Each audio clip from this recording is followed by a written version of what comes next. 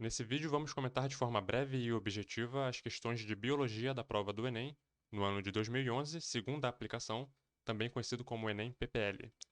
A questão 46 traz um tema interdisciplinar, vai trazer um tema aqui da física, né, que é a radioatividade, e com influência em mutações no DNA, portanto, algo que concerne a biologia. E o texto vai explorar aqui dois tipos de radiação, a radiação gama e a radiação beta, colocando que a radiação gama tem um poder de penetração elevado, alto, né? E podendo então levar a mutações no DNA de células ali de tecidos interiores. E colocando aqui que as partículas betas têm o mesmo efeito ionizante, portanto também podem causar mutações no DNA, mas ficam limitadas às células da pele. Interessante isso, né? Então, basicamente, segundo o texto, o indivíduo irradiado. Lembrando que esse texto aqui eu não tive acesso a ele, não consegui ter acesso, mas ele está discutindo aqui a radiação, né, e contaminação radioativa. Então, existe uma diferença entre você ser contaminado e você ser irradiado. Que eu me lembre, você ser contaminado é você ter contato direto com uma fonte de radioatividade, um material radioativo, e você pode inclusive vir a se tornar uma fonte de radioatividade. Já você ser irradiado, você apenas levou ali um, digamos, flash, entre aspas, de radiação, e você foi irradiado, mas você não necessariamente vai emitir radiação por causa disso. Você não se torna um objeto radioativo por conta dessa irradiação apenas. Mas vão ter efeitos na saúde, podem ter efeitos na saúde da pessoa, por exemplo, na relação das mutações, né? Possivelmente levando à formação de tumores e câncer, etc. Então, o risco, né, seria então sofrer alterações gênicas, mutação no DNA, certo? E desenvolver câncer, que seria então a principal preocupação ali. Eu coloquei aqui uma imagenzinha com os principais quatro tipos de radiação, pelo menos assim que eu conheço, né? A alfa, radiação beta, radiação gama e radiação de nêutrons. A que tem a maior penetrância é a radiação de nêutrons, né, que ultrapassa papel, alumínio, chumbo e só uma parede grossa de concreto que barra mesmo. A gama, ela ultrapassa papel e alumínio, mas geralmente uma parede de chumbo já consegue conter ela. A radiação beta ultrapassa o papel e uma parede de alumínio conteria ela. E a radiação alfa nem sequer passa por uma folha de papel. Radiação alfa se eu não me engano, tá? Eu não sou dessa área, não sou da física e nem tenho tanto conhecimento assim, mas a radiação alfa, se eu não me engano, ela é o núcleo do átomo de hélio, sem os elétrons, portanto ele tem carga positiva, e ela se comporta ali então, né, dessa forma, e ela tem essa penetrância baixa. A radiação beta está relacionada a elétrons, a radiação gama são fótons, então energia luminosa, e a radiação de nêutrons eu não me lembro muito bem, não vou nem comentar muito não. Pesquisem mais aí, radiação de nêutrons. Mas outra coisa que eu queria falar era sobre então a relação dessa coisa da ionização, né, da formação dos cânceres, sei lá como é que pronuncia. A gente tem uma outra fonte luminosa de energia, alta energia, que também provoca câncer, especialmente relacionada com câncer de pele, que são os raios ultravioleta. Que não são nenhum tipo de radiação desses aqui, né? Não é alfa, não é beta, não é gama e não é nêutron. São fótons, é radiação, é energia eletromagnética, certo? Numa determinada frequência, que a gente chama de ultravioleta. E eles têm, embora não seja ionizante, eles têm um poder também de causar algumas alterações ali no ambiente intracelular e levar também à formação de alterações no DNA, certo? Que levariam então à formação ali de câncer. Por isso que acontece câncer de pele, né? São essas alterações que são provocadas por esses raios ultravioleta. Que, de novo, não é nenhum tipo de radiação desse tipo aqui que foi discutido, mas tem também um efeito ali, embora não seja ionizante, na formação de tumores. Então aqui está o espectro eletromagnético, né, desde as ondas de rádio, microondas, infravermelho, a luz visível, que é o que a gente vê, né, que é o que a gente vê refletido nos objetos, então a gente enxerga. Aí tem ultravioleta, raio-x e os raios gama. Estão aqui no final, né, as de mais alta energia, acho que alta frequência também, né. Enfim. Questão 48 vai trazer um tema aqui que mistura fisiologia com anatomia, histologia, e genética, né? Seria uma terapia gênica que estaria aqui atuando numa proteína que tem uma função ali. Então o texto vai trazer a relação das células satélite com o aumento do volume das fibras musculares. Isso pode ter alguma relação ali, então, alguma função com alguma pessoa que queira ter aumento no volume de fibras musculares. E então essa miostatina aqui sendo uma proteína que inibe células satélite e, portanto, inibe o aumento do volume celular. Então, um gene que de repente alterasse essa miostatina, é, bloqueando a ação dela, considerando que ela bloqueia, que ela inibe células satélite e, portanto, inibe o crescimento do volume celular, qual seria então o efeito de um gene que inibe, que bloqueia a ação da miostatina? Seria a maior proliferação de células satélite, certo? Porque não teria a miostatina bloqueando, inibindo a proliferação delas. e, consequentemente, o aumento de volume de fibras musculares. Uma questão fácil, né, porque a resposta está literalmente no texto. Enfim. Questão 52. Uma questão de meio ambiente, que vai trazer também aqui uma discussão de qualidade da água, demanda bioquímica de oxigênio, que é um tema que a gente também já viu anteriormente em outras provas. E, enfim, vai ter um texto aqui longo para a pessoa ler. E o comando é o seguinte: vão ter aqui alguns testes para testar, né, a qualidade da água, saber sobre possibilidades de uso dessa água. Quais seriam os testes mais importantes para garantir saúde do consumidor, então saúde importante, e a manutenção da vida aquática, que aí já tem uma pegada mais ecológica. Quais seriam então os testes que, respectivamente, seriam mais relevantes para a saúde e manutenção da vida aquática? Coliformes fecais, para a saúde do consumidor, né? Bactérias, né? Coliformes fecais, Escherichia coli. E DBO em relação à manutenção da vida aquática, porque a demanda bioquímica de oxigênio, ela indica ali que pode estar havendo ali algum tipo de desequilíbrio, algum excesso de nutrientes nesse corpo hídrico, que estaria levando então a um aumento dessa DBO. E pode indicar então poluição daquelas águas, e então elas não estariam próprias ao consumo e também dificultariam a vida, né, dos organismos que vivem ali. Por conta de qualquer desequilíbrio, a gente lembra da eutrofização, né? Aquilo tem um efeito em cascata em diversos níveis tróficos e eventualmente o ambiente pode até morrer, a diminuição de oxigênio dissolvido, etc. Basicamente, essa era a questão. Questão 54. Aqui a gente vai brincar um pouquinho de genética. O contexto é o seguinte: tem uma espécie de abelhas cujos ovos não fertilizados geram machos haploides. Então, lembrem aí, né, o que é haploide, o que é diploide. E aí fizeram uns experimentos e obtiveram em laboratório machos diploides, e eles perceberam que o macho, ele sempre era homozigoto para um determinado gene. Então o genótipo deles sempre era homozigoto. Então, toda vez que era homozigoto, era macho. E enquanto que as fêmeas, elas tinham que ser heterozigotas. Então, heterozigoto estaria associado com fêmeas e homozigoto machos. Ok. Mas aí eles pegaram então esses genótipos, né, e fizeram ali alguns cruzamentos. E eles queriam saber a porcentagem de machos na prole de uma fêmea AB, que tem uma cópia de um alelo A e de um alelo B para um determinado gene, com machos que têm 5 alelos diferentes para esse gene, o alelo A, B, C, D e E. Fazendo o cruzamento disso aqui, qual seria a porcentagem de machos? Lembrando que machos tem que ser homozigoto e fêmeas tem que ser heterozigotas. A gente faz esse cruzamento, que é super fácil. A gente tem aqui a fêmea, né? A, B, os gametas que ela pode formar são os gametas A e B. E os gametas que os machos podem formar seriam A, B, C, D e E. Fazendo esse cruzamento, A com A com B, AB, etc, né? B com A, BA, B com B, BB. Isso aqui é a prole, né? A prole, a probabilidade na prole de surgir esse tipo aqui. Então a gente nota que dessas 10 resultados desse cruzamento, apenas 2 eram homozigotos, portanto apenas 2 eram machos, o resto era fêmea. 2 de 10, 2 dividido por 10 dá 0,2, que é a mesma coisa que 20%. Então 20% da prole seria de machos, certo? A letra C vai colocar ali 20% também, mas vai dizer que a fêmea produz apenas um gameta. Não, ela produz 2, certo? E a letra B então seria a que estaria correta. Super fácil, né? A questão 60 é de meio ambiente e ecologia. Ela traz aqui o tema dos biocombustíveis e da cultura, né, da plantação de cana-de-açúcar para abastecer a indústria desses biocombustíveis. Lembrando que a cana-de-açúcar ela é né, ela vai ser ali um componente da agricultura que vai causar danos ao solo, vai causar desgaste ao solo, como muitas outras culturas fazem. Então, o pessoal que produz cana-de-açúcar, eles perceberam que se eles alternassem, fizessem uma rotação de cultura, plantassem a cana-de-açúcar e entre as safras de cana-de-açúcar plantassem leguminosas, eles teriam ali um período em que o solo iria ser reabastecido com alguns nutrientes, e isso seria interessante, tanto ecologicamente quanto economicamente para eles, que é a adubação nitrogenada. Por conta da relação que essas plantas leguminosas, da família Fabaceae ou leguminosa, têm com algumas bactérias que ficam ali associadas às raízes dela e que fixam nitrogênio, tiram nitrogênio da atmosfera e colocam esse nitrogênio numa forma biologicamente assimilável no solo. E as plantas se aproveitam disso, claro. E fica ali um excedente de nitrogênio que enriquece o solo, inclusive depois porque mantendo, arrancando essas plantas, mas mantendo a biomassa dela ali no solo para se decompor, ela então abastece o solo com o nitrogênio.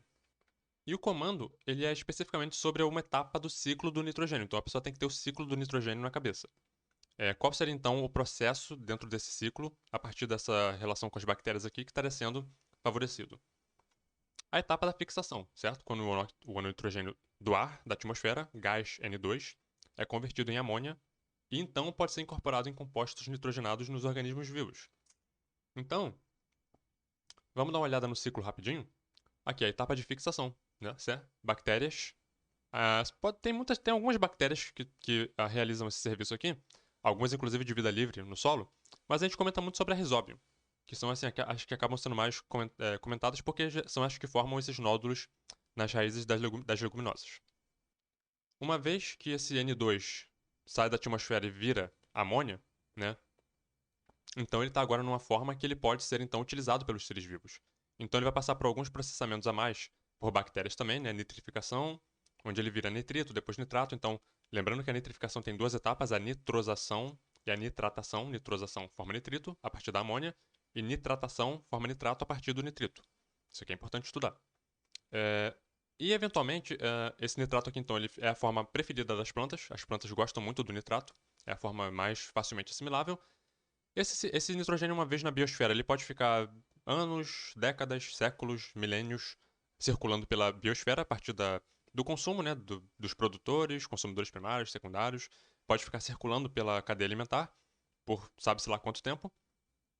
Ele pode também, eventualmente, por decomposição e mineralização, se perder de novo para a atmosfera na forma de gás de nitrogênio. Importante talvez também dizer que a etapa de fixação, além dessa relação com as bactérias, ela também pode acontecer espontaneamente na atmosfera por conta de descargas elétricas. É menos frequente ou talvez menos importante para a discussão do ciclo biológico do nitrogênio, mas pode acontecer também. Mas, de novo, a forma que é mais comentada e que cai mais em prova geralmente é essa etapa aqui com a relação com bactérias. Basicamente é isso. Questão 63. Ela traz um textinho aqui basicamente para dizer pra gente que praticar esporte faz mal para a saúde, como todo mundo sabe, né? Brincadeira. Mas enfim, a prática intensa de esportes, leva ali à produção de alguns radicais livres que em excesso podem levar a problemas sérios, como, enfim, o envelhecimento celular, mas também como o surgimento de câncer. Então, principalmente atletas de alto desempenho, eles têm que se preocupar com isso, né? E seria interessante, assim, consumir produtos que tenham ali na sua composição antioxidantes, substâncias, elementos antioxidantes. Alguns exemplos que o texto dá, vitamina C, vitamina E e o selênio, que teriam então essas propriedades antioxidantes. E o comando vai explorar a ação antioxidante dessas vitaminas, né? Deve-se então o quê? A qual propriedade dessas substâncias? A capacidade de reagir com radicais livres gerados no metabolismo celular através do processo de oxidação. A letra B vai falar de combustão. Eu não lembro de nenhum processo metabólico que gere combustão. E é bom que não haja, porque senão, né? Mas enfim. A letra C vai falar de. Então, a letra C e a D, ela traz aqui duas questões, que é o seguinte: interferir e inibir algumas etapas específicas do metabolismo. E eu acho isso problemático porque, assim, quando você começa a mexer no metabolismo em si, e não apenas nos produtos desse metabolismo, você vai ter outros efeitos, de repente nocivos à saúde da pessoa. Então, assim, não mexer necessariamente em etapas do metabolismo, mas apenas agir nos produtos desse metabolismo, que é o que a letra A propõe, né? Reagir com os radicais livres, que são produtos desse metabolismo, né? Etc. A letra A também coloca induzir a adaptação. Não, não vai induzir a adaptação. Os antioxidantes agem direto nas moléculas produto do metabolismo, elas não envolvem, não mexem em nada, não alteram em nada, nem na genética, nem no metabolismo, nem em nada, elas apenas agem no produto. Isso já seria o suficiente. Então, basicamente é isso. Questão 64. Eu não vou nem me alongar muito nessa questão aqui não, porque ela é super simples. Ela vai te dar aqui, em relação à poluição da água, né? Ela vai dar aqui dois processos que seriam interessantes, de repente, para o enfrentamento dessa poluição. Um seria o tratamento do esgoto e o outro o tratamento de rios, né? E o comando vai dizer o seguinte: visando a manutenção da qualidade ambiental de um determinado corpo hídrico, qual seria o processo mais indicado? O que seria mais, assim, proveitoso mesmo? O número 1, tratamento do esgoto. Porque aqui a relação seria o seguinte: você vai tratar a água dos rios que está sendo poluída para o esgoto, você vai gastar dinheiro, recursos, tempo, né? Ou você vai agir diretamente na causa da poluição. Essa que é a questão que está aqui. Então, assim, agir direto na causa da poluição, tratando o esgoto, que vai ser lançado no rio, seria a forma mais adequada, né, e mais indicada, embora possa ser mais dispendiosa financeiramente falando, mas vai trazer um benefício ambiental melhor e para a saúde das pessoas também, certo? Então o número 2, né? A letra C, na verdade. Eu queria falar letra C e acabei falando letra 2. Falando ali que se o esgoto for despejado no rio não causaria problemas. Certamente causaria, né? Eutrofização um deles, problemas à saúde das pessoas outro deles. Ahn, a letra E fala que a 1, né? Ela até acerta o número 1, mas que isso estaria associado com um menor custo. Eu acho que não, porque eu acho que o tratamento de esgoto ele tem um custo, né, considerável, mas o benefício ambiental que ele traz justifica esse investimento, né, esse custo que ele tem. Então, basicamente, seria isso. É... Questão 65. Questões como essa são ótimas porque ela traz, no texto dela, traz uma série de conceitos que são interessantes para a pessoa estudar, né? Então ela vai trazer aqui a relação de anticorpos, né, com os linfócitos B, que são os linfócitos responsáveis pela produção de anticorpos. Então aqui a pessoa já pegou um conceito, né, linfócito B, anticorpos, agindo contra antígenos, invasores, né, antígenos que vêm de fora e são tidos como invasores, né, como ameaças ao organismo. E alguns antígenos que, inclusive, podem vir de dentro mesmo da pessoa, como, por exemplo, algumas células tumorais, né? Podem começar a emitir ali antígenos que são reconhecidos pelo sistema imunológico como uma ameaça. Então, assim, seria um antígeno que viria da própria célula das, né, células problemáticas, obviamente, tumorais.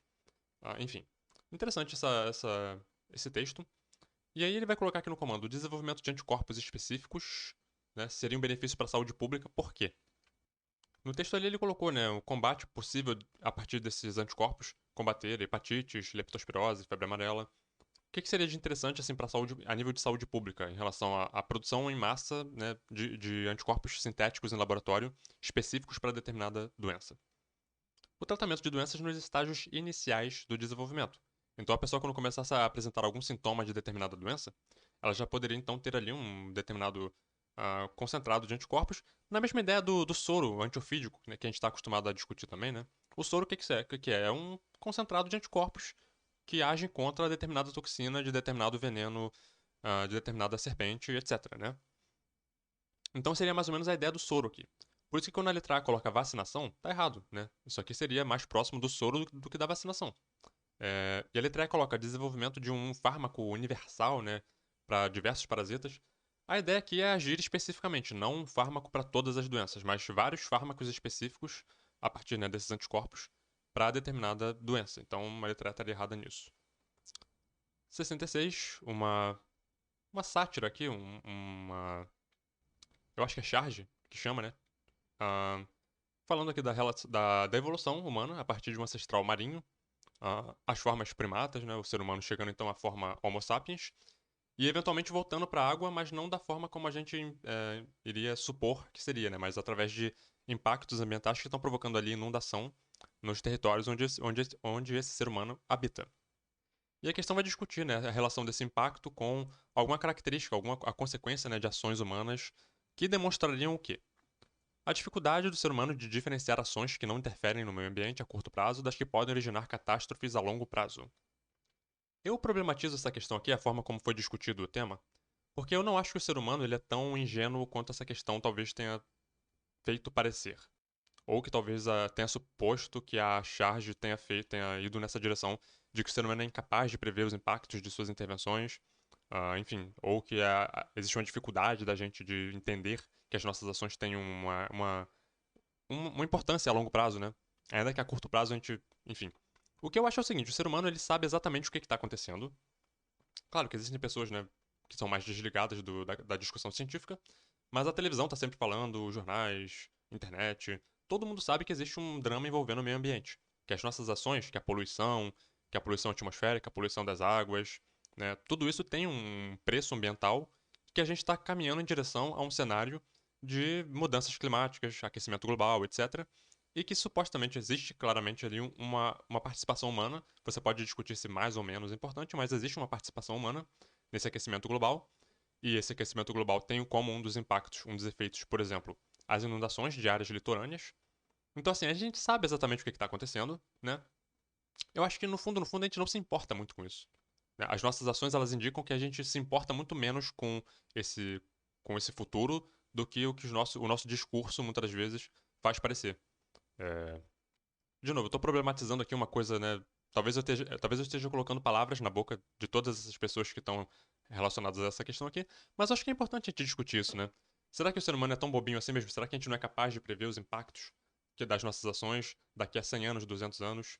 Ou será que a gente simplesmente largou de mão e falou assim: as futuras gerações que se preocupem com o meio ambiente? A gente quer viver a nossa vida, explorar nossos recursos e as próximas gerações que criem lá alguma tecnologia para lidar com isso. Porque basicamente é o que vai acontecer, né? As futuras gerações vão pegar um planeta muito pior do que o que a gente está vivendo agora. Assim como a gente está vivendo num planeta muito pior do que o que os nossos ancestrais viveram, é, ambientalmente falando. Pelo menos assim, no que concerne o conforto e o bem-estar humano, né? Mas é uma discussão tão profunda, eu poderia ficar horas aqui falando, mas não é a intenção. O vídeo tem que ser mais objetivo também. Enfim, mas quem que tiver alguma opinião sobre isso aqui, coloca no comentário e a gente pode discutir. Questão 67. Na última questão a gente teve uma charge, aqui a gente tem uma tirinha. Então, de novo, uma ilustração, né? Abordando conceitos da biologia. Aqui especificamente a evolução. A história da Arcade Noé todo mundo conhece. Mas é interessante essa relação, né? De uma história do criacionismo em uma relação com uma questão da teoria evolutiva. São dois temas que geralmente não se bicam muito, né? Supondo então que Noé tenha visto que a arca estava afundando e começou a jogar alguns animais para fora. Ele escolheu talvez ali, né? Ele olhou para os animais e viu o que tinha de mais bonito e o que tinha de mais feio e jogou os que ele achava que era mais feio fora. Digamos que tenha sido isso. O que ele fez? Ele fez uma seleção. Ele selecionou alguns animais que ele julgava que fossem piores do que os que ficaram. E ao fazer isso, ele selecionou algumas espécies para extinção e outras para ficar, para compor a biosfera, a biota do mundo depois que o dilúvio passasse. Isso é um exemplo de quê? Seleção artificial. Né? A seleção que o ser humano opera diretamente na seleção de variedades, de cultivares, de espécies, né? No modelamento de espécies, por ação racional, como é que fala quando é intencional, né? Com intenção, a partir da ação humana. A seleção natural ela é uma seleção que acontece pela natureza, portanto ela é irracional, ela não é aleatória, mas ela também não é racional, ela não tem uma força racional inteligente operando ela. Ela apenas acontece, né, por forças das dinâmicas ambientais. Então ela é uma seleção natural, não tem ação humana envolvida ou ação inteligente envolvida nela. Questão 68 vai trazer um tema que a gente também já viu em provas anteriores, né? Construção de barragens e os impactos que essas barragens podem causar na biota de determinada região, porque provocam uma inundação. Então, assim, algumas espécies vão perder o habitat. E algumas pessoas que estão envolvidas, digamos, pega esses animais que estão ali naquele ambiente que vai ser inundado, captura esses animais e libera eles em uma outra área que não vai ser inundada, mas essas espécies vão ser exóticas naquele novo ambiente, né? Porque elas não compunham a fauna daquele ambiente e agora estão sendo liberadas lá e vão claramente ter um impacto, né? Vão alterar as dinâmicas ecológicas daquele novo ambiente onde elas estão sendo introduzidas. E, enfim, vai ter algum impacto nisso. Quais seriam então algumas das consequências imediatas? Desequilíbrio ecológico, pois a introdução de espécies, né, causaria variação na estrutura da comunidade. Isso aqui é uma coisa super complexa, né? Estrutura da comunidade, um tema interessante de estudar, que existe naquele local. Então, assim, a letra A, por exemplo, coloca sobrevivência desses animais, que supostamente seria uma coisa boa, né? A gente quer que os animais sobrevivam, aumentando a biodiversidade. Olha só que legal, né? Aumentar a biodiversidade é uma coisa ótima. E que isso traria um equilíbrio ecológico ao novo local. Seria muito bonito, né, se fosse, mas na verdade essa introdução causaria desequilíbrio ecológico. Então, assim, a letra A estaria errada por conta disso, porque não vai levar ao equilíbrio ecológico. Levaria supõe-se, né, a um desequilíbrio ecológico. Relação de espécies exóticas, invasoras, né, tem que estudar, tem que saber um pouco mais sobre isso. E eu achei a letra D tão complicada, né? A seleção artificial não tem nada a ver com seleção artificial, mas ela continua elaborando, né? Pelo aumento do número de espécies existentes no local, variação populacional, ela traz assim uma construção tão complicada que talvez algumas pessoas até tenham se iludido por ela, né? Se a pessoa não tinha certeza entre a D e a E, por exemplo, a pessoa talvez chutasse a letra D, porque, enfim, né? Uma frase tão bem construída, tão bem, ah, enfim. A questão 70 vai trazer o própolis, ah, vai explorar aqui algumas características anti-inflamatória, antifúngica, antibacteriana, cicatrizante, anestésica desse própolis, e que estaria tendo ali alguns estudos científicos com base nisso. E o comando quer saber algum benefício de cunho social que esses estudos trariam para a população, né, para a população em geral. Qual seria então o benefício de cunho social? A pessoa teria que procurar nas alternativas alguma coisa que tivesse cunho social. O segredo estaria aqui. Letra D. Acesso ao tratamento de baixo custo. Para sapinho, né, algumas doenças bacterianas aqui, cárie, enfim, comuns em crianças. Então, assim, por ter trazido essa coisa do baixo custo, né, ela teria então esse cunho social. Outras, como talvez a letra B, por exemplo, na prevenção e diminuição de contágio de doenças infectocontagiosas, isso aqui teria mais uma importância clínica, médica, científica, do que propriamente social. Até porque ela não está dizendo aqui se isso aqui seria acessível a todas as pessoas, né? A letra D coloca, baixo custo, então seria acessível a todo mundo. A questão 71 vai trazer também aqui um tema ambiental, impactos das atividades agrícolas, problemas, né, provocando problemas de saúde, contaminação de corpos hídricos, o solo, por agrotóxicos e metais pesados. Então, assim, basicamente essa relação, né, teria... o que que basicamente isso aí estaria, de certa forma... O que que a gente pode tirar, né, a partir dessas relações aí, dentro das alternativas que foram oferecidas?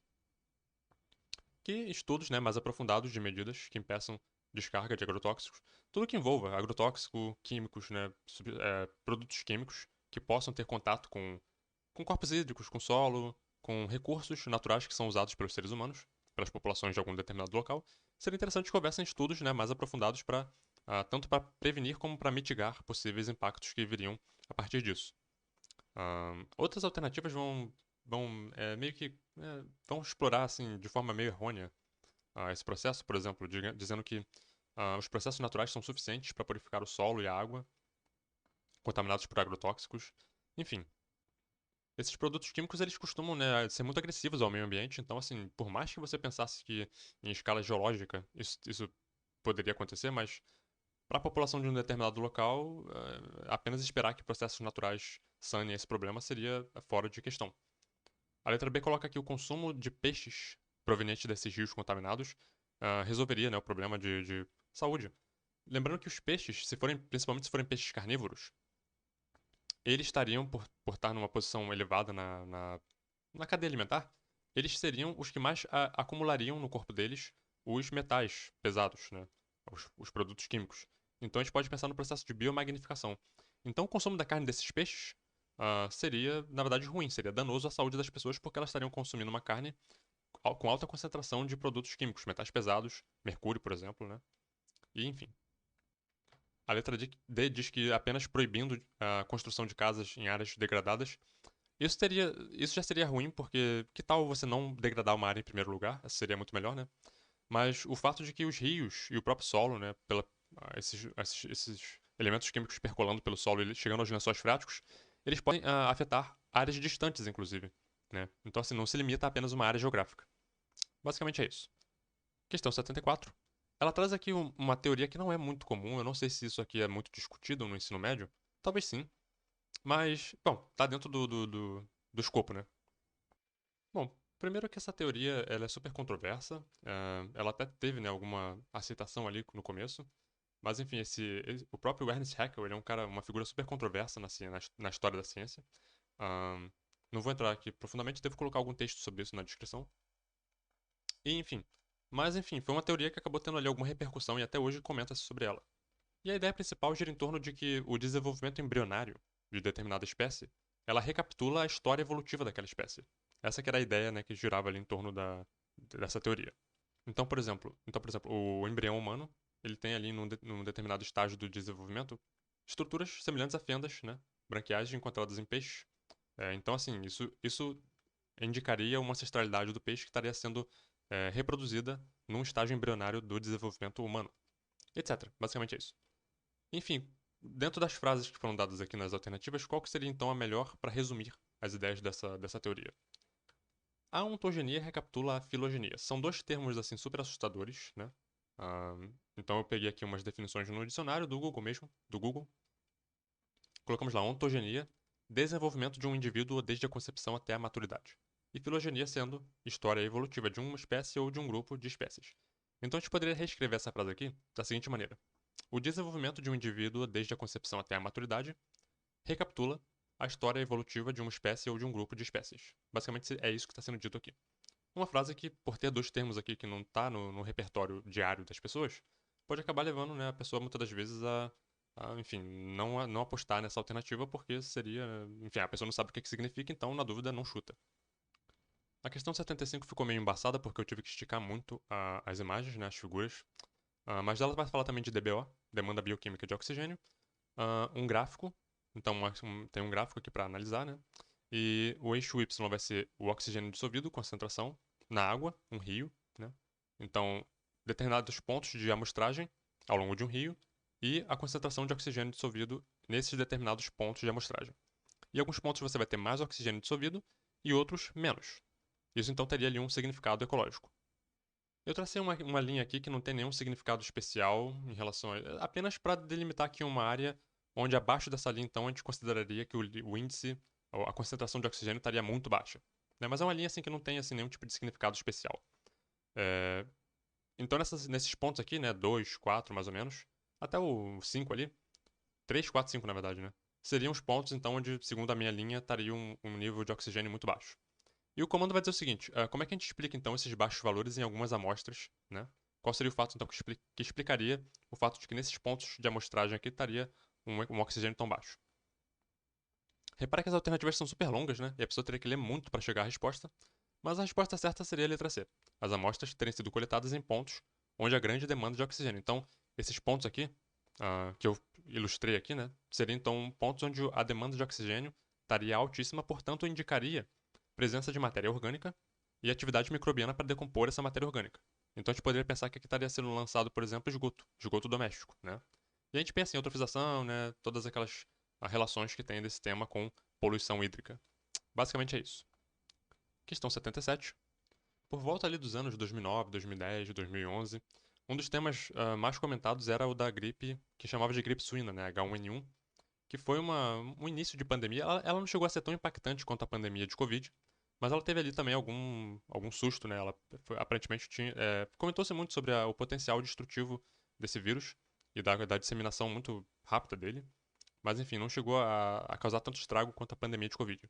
E aqui essa questão tá brincando, né, de forma até bem humorada, com relação de que muitas pessoas achavam que por ser gripe suína, e teve ali a participação em algum momento de suínos, de porcos, é, que pegaram uma linhagem de um vírus que era aviária, que era de aves, né, e teve ali dentro dos corpos algumas modificações no genoma desse vírus, e esse vírus começou a ser transmitido para os seres humanos que cuidavam desses porcos, e assim começou então uma transmissão também entre humanos. E muitas pessoas começaram a pensar que o consumo da carne do porco poderia provocar a contaminação por esse vírus. Mas a transmissão de qualquer gripe, na verdade, ela se dá por via aérea. E não por consumir carne, né, por contato com, enfim, consumo de carne, etc. Então, assim, essa Charvet tá brincando um pouco com isso, né? O cara tá de máscara para se prevenir da gripe, mas tá pedindo uma costelinha de porco, tá pedindo para comer carne de porco. Então ela tá brincando com essa questão. E, enfim, o comando basicamente é esse, né? Teria então um mito, né? Uma concepção de que essa gripe seria transmitida pela ingestão de carne contaminada, principalmente de suínos. Que estaria errado, né? Não é pelo consumo da carne. Era por via aérea. Questão 80. A questão 80 vai discutir também poluição, meio ambiente, né? Vai falar aqui sobre a propriedade dos líquens. Líquens são associações de algas e fungos, formando ali aquela estrutura que a gente conhece como líquens. Ahn, e basicamente essas estruturas podem ser utilizadas, né, para o monitoramento ambiental da poluição atmosférica. Então ele vai fazer aqui toda a contextualização, né? E para avaliar, por exemplo, a poluição emitida por atividades industriais, eles iriam colocar ali algumas gaiolas contendo líquens distribuídas numa determinada área.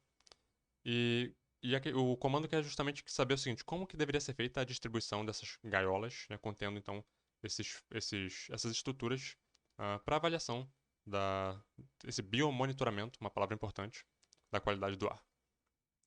Próximo e distante das indústrias, para você avaliar o efeito tanto no local de emissão dos poluentes, como também ao longo, né, de uma determinada distância geográfica, e saber os efeitos, né, de as massas de ar, os ventos, o potencial dessas massas de ar de levar essa poluição, o quão distante ela iria, né, e o quantas áreas ao redor da indústria, longe ou perto ou longe, né, ela estaria então afetando. Então seria mais ou menos essa a ideia do teste. Questão 83. Ela traz aqui uma característica de diversos insetos, especialmente mosquitos, e aqui ela coloca o gênero Anopheles, né, como sendo aqui o que foi alvo desse teste, e que eles teriam descoberto uma maneira de tapar o nariz, ou seja, de bloquear a percepção de odor dos mosquitos.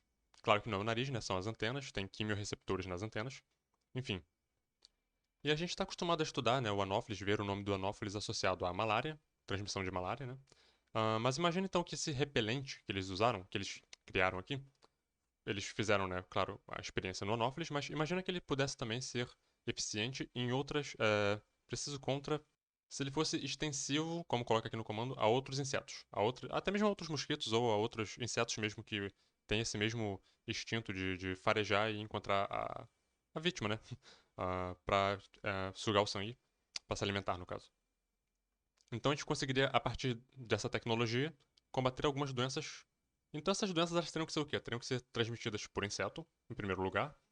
E essa ação, né, de repelente, então, teria o poder de impedir, de dificultar a chegada do inseto até a fonte de alimento dele. E quais seriam essas doenças, então, que estariam associadas com insetos? Doença de Chagas, né, a dengue, febre amarela e leishmaniose, dentre das que foram oferecidas aqui. A coloca leptospirose, bactéria. Letra B coloca meningite, peste bubônica, também bactéria. Letra D coloca cólera, lepra, peste bubônica, também bactérias. E a letra E coloca cólera e leptospirose, bactérias. Então, além disso, a gente teria também que considerar se essas doenças são ou não transmitidas por insetos, né? Então, a leptospirose, por exemplo, está associada, como a gente já viu em outro vídeo, aos mamíferos, aos ratos, aos roedores, né? E, enfim. E todas as outras aqui também, às vezes a pessoa pode ter o simples contato, né? A própria leptospirose, a bactéria, ela não precisa necessariamente estar num reservatório. Essas bactérias aqui no ambiente mesmo, a pessoa poderia se infectar por elas por contato ou por, enfim, consumo delas, etc. E a gente tem então que focar naquelas que são efetivamente transmitidas por insetos. Então eu coloquei aqui uma figurinha pra gente, as figurinhas, né, pra gente poder sempre relacionar a relação dos vetores. Então a doença de Chagas está relacionada ao barbeiro, então a gente nunca pode esquecer disso. Sempre relacionar quando vir doença de Chagas, pensar no barbeiro, pensar no inseto, né, no triatomínio, esse nome também é importante. A leishmaniose a gente tem sempre que pensar no flebotomínio, ou mosquito palha, esse mosquitinho aqui. E no caso da dengue lá, né, a febre amarela, dentre outros, o mosquito, especialmente os do gênero, os da espécie, né, Aedes aegypti. Tem outros gêneros também, né, o gênero Hemagogos está associado com a febre amarela silvestre, não a urbana, eu acho. Mas enfim, geralmente a gente tem que ter então essas imagens aqui na nossa cabeça, sempre ter essa relação da doença com o vetor e, enfim, outras dinâmicas também que a gente já discutiu em outro vídeo e vamos discutir mais também em outras provas quando aparecer. Questão 84. Ela vai trazer um texto aqui, né? Vai falar de esquistossomose, então mais uma parasitose. Aqui ela não tem relação com aqueles vetores que a gente viu lá na outra, mas tem também aqui uma importância ambiental e saúde pública no Brasil. E a gente quer saber o seguinte: quais medidas poderiam ser de repente eficientes, né, para interromper, para erradicar essa doença? Essas medidas teriam que, em algum momento, influenciar e interromper o ciclo de vida desse parasito, né? Então, para a gente conseguir praticar efetivamente um controle dessa doença, especificamente em relação ao ciclo de vida do parasita, a gente poderia evitar a contaminação de corpos de água por ovos de esquistossoma, como? Com a construção de instalações sanitárias. Eles sendo então passados para o ambiente a partir do hospedeiro, que somos nós, né? Através dos dejetos, do esgoto, né? Da ausência de saneamento básico. E esses ovos então vão parar no ambiente e acabam contaminando lá o ambiente e acabam contaminando também as espécies lá que estão relacionadas, especialmente aquele caramujinho, né, que a gente está acostumado a ver também. E assim o ciclo ele persiste, né? Enquanto não se fizer algo em relação ao saneamento básico, esses ovos vão continuar chegando ao ambiente e infectando o caramujo e o caramujo então liberando aquelas larvas que vão contaminar o ser humano. Então eu coloquei aqui um slide especificamente sobre a doença, porque a gente já falou dela, né, em relação ao ciclo dela. Hoje vamos fazer uma abordagem aqui mais em termos de sintomas mesmo. O que é a esquistossomose? Então aqui estão os atores, né? O caramujinho, que é o menos culpado de todos, coitado. Ele apenas participa do ciclo involuntariamente. Ele libera essa larvinha. E essa larva infecta a pessoa por via cutânea. E dentro da pessoa, do homem que é o hospedeiro definitivo, o verme vai chegar à fase adulta, vai se reproduzir, vai produzir os ovos. E o ser humano vai levar esses ovos de novo para o ambiente a partir das fezes, através das fezes. Então a esquistossomose é uma infecção aguda, né? Causada ali por esses vermes aqui, né? Os tremátodos, do gênero esquistossoma, então esquistossoma mansoni. Ela entra por via cutânea, essa larvinha aqui, segue pelo sangue até o fígado. Lá no fígado, esse verme vai amadurecer, ou seja, chegar à fase adulta e atingir a maturidade sexual. Esses adultos infectam vasos do trato gastrointestinal ou geniturinário. Difícil de ler. E ali é que ele vai causar realmente assim um estrago dele, né? Vai gerar sintomas como dermatite, infecções na pele, febre, calafrios, náusea, dor abdominal, diarreia, mal-estar, mialgia, que é dor nos músculos, a popular dor no corpo, né? E alguns sintomas crônicos também preocupantes, como diarreia sanguinolenta e hematúria, que é sangue na urina. Você pode diagnosticar essa doença fazendo a identificação dos ovos nas fezes da pessoa, então um exame de fezes para fazer o diagnóstico. E também na urina e amostras de biópsia. Eu vi isso aqui no site do MSD Manuals, E eu não sabia que dava pra chegar aos ovos pela urina. Eu não sabia disso. Descobri também durante essa pesquisa. Achei interessante. E a questão 87. Lá naquela questão da barragem, questão 68, a gente tocou no assunto, né, sobre você tirar a espécie de um local e colocar em outro, e que essa espécie então estaria ali atuando como uma espécie exótica e possivelmente invasora naquele ambiente, provocando ali alguns danos ambientais. Aqui a gente vai falar sobre uma das espécies invasoras em território brasileiro e em outras regiões do mundo também, que é esse caramujo africano. Ele foi uma espécie que foi introduzida aqui no Brasil com a finalidade para ser explorado economicamente, como um famoso escargot, né? Mas acabou não pegando muito bem e foi liberado na natureza. Acabou pegando muito bem, gostou muito do ambiente, gostou muito do clima, gostou muito do que tinha de alimentos. Não tinha competidores à altura dele, porque é um caramujo muito grande. Então, assim, ele compete muito melhor do que as espécies nativas de moluscos. E, enfim, e acabou então virando uma espécie invasora, causando muitos problemas ambientais. Além do clima favorável, então, um outro fator que contribui para a explosão populacional desse caramujo é todos aqueles fatores que a gente comenta, né, em espécies invasoras. No caso aqui, a ausência de inimigos naturais, ou seja, competidores, predadores, até mesmo um patógeno que provocaria, né, a diminuição da população deles. Tudo isso são fatores que levaram então essa espécie a se tornar uma espécie, além de exótica, invasora em solo nacional. As outras alternativas vão viajar, por exemplo, a letra B, alta taxa de mortalidade. Se fosse isso aqui, então não iria ter, né, uma explosão populacional. Baixa disponibilidade de alimento também não faz sentido, né? Abundância de espécies competidoras, né? Não, ele não tem competidores à altura dele. Então, basicamente é isso, uma questãozinha simples, mas que traz um tema relevante. Questão 89. É uma questão que deveria ser simples se a pessoa tivesse o mínimo de conhecimento da estrutura procarionte, da célula procarionte. Então ele vai trazer o tema da biotecnologia, DNA recombinante, blá blá blá. Vai falar sobre por que, né, os procariontes, as bactérias no caso, são utilizados na técnica do DNA recombinante. Quais seriam então as características do ciclo celular das bactérias que transformariam elas em organismos, é, em estruturas, né, propícias à execução dessa técnica do DNA recombinante nelas. Aí a pessoa tem que saber um pouco de bactéria, pouca coisa, só o básico mesmo. Cromossomo circular, então o DNA das bactérias é um cromossomo circular, ele não tem extremidades, né? E reprodução assexuada por bipartição, certo? Então, assim, clonagem praticamente, né? Então, você insere uma determinada sequência no cromossomo e ela vai se clonar. E ao se clonar, ela está clonando também aquela sequência que você introduziu nela. E quando você vê, você tem muitas cópias daquela sequência, né? Então, ela é como se fosse uma impressora natural de uma determinada sequência de DNA que você colocou nela.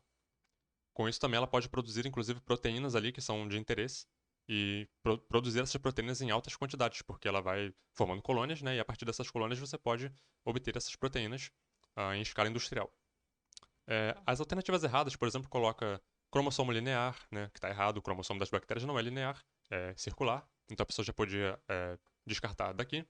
E algumas colocam cromossomo circular, mas coloca, por exemplo, a letra C associado a estonas e reprodução por meiose. Isso aqui está completamente incorreto, né? O DNA delas não está associado ali com coisa e ela não faz por meiose. Meiose é a célula eucarionte. Elas fazem a bipartição. Acho que chama até de cisparidade também, é um outro termo. Então, assim, não é por meiose. E o cromossomo D circular, mas ele coloca aqui uma membrana, né? Que esse cromossomo estaria isolado por uma membrana. Não tem membrana. Né? Uma das características dos procariontes é que o cromossomo está solto no citoplasma.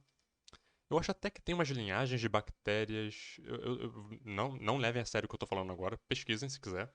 Mas eu acho até que tem umas que tem um rudimento lá de separação do cromossomo. Mas isso assim, é uma coisa tão específica que nem vale a pena comentar. Geralmente, em geral, via de regra, procariontes, o cromossomo fica livre no citoplasma, não está circulado por uma membrana, como o núcleo das células eucariontes, por exemplo. E a questão 90, que é a última questão, traz aqui uma imagem representando uma. É mais uma. Tanto a imagem quanto o texto, né? Representando o que seria uma cadeia alimentar e a relação, né, do fitoplâncton como produtores, os peixes como consumidores, etc. E enfim, e aí ela vai colocar aqui algumas questões, eu vou mudar a imagem.